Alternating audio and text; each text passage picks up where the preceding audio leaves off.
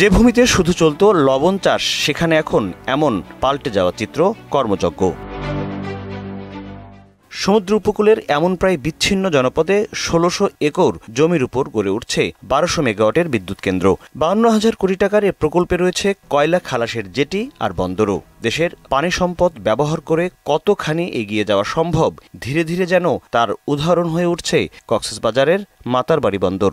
৭০০ কোটি টাকার বিদ্যুৎ বিক্রি করছি এবং এই বিদ্যুৎ বিল এখনও আমরা পাই নাই। দ্বিতীয় ইউনিটটা ২৪শে ডিসেম্বর ২০২৩ আমরা সিনক্রোনাইজ করছি এবং এটা টেস্টিং কমিশনিং চলতেছে। আশা করি জুনের ভিতরে আমরা দ্বিতীয় ইউনিটেও টেস্টিং কমিশনিং শেষ করে কমার্শিয়াল অপারেশনে যেতে পারব। বিদ্যুৎ কেন্দ্রের নির্মাণ কাজ শুরু করার সরঞ্জামাদি নিয়ে ২০২০ সাল থেকে এবছরের এপ্রিল পর্যন্ত ভিড়েছে ১১৪টি জাহাজ। এভাবেই পাল্টে যাচ্ছে ব্লু ইকোনমি আর সমুদ্র বন্দর ব্যবহারের ৫৩ বছরের গল্প। মাতারবাড়ি গভীর সমুদ্র বন্দরে সেখানে ১৬ থেকে ১৮ মিটার পর্যন্ত ড্রাফট থাকবে। বর্তমানে আমরা যেখানে ৩,০০০ টিউজ নিয়ে কন্টেইনার আসে, সেখানে হয়তো ৮ থেকে ১০,০০০ টিউজ নিয়ে কন্টেইনার আসতে পারবে। সমুদ্র বন্দরের এই সুবিধা কাজে লাগিয়ে অনেক কম খরচে কয়লা আসছে মাতারবাড়িতে, যার ফলে পায়রা, রামপাল সহ আমদানি করা যে কোনো কয়লাভিত্তিক বিদ্যুতের চেয়ে কম হবে এর মূল্য। লোডিং আনলোডিং প্লাস কয়লা নিয়ে আমাদের এখানে অপারেশন কস্ট কম পড়ে ওগুলার চেয়ে।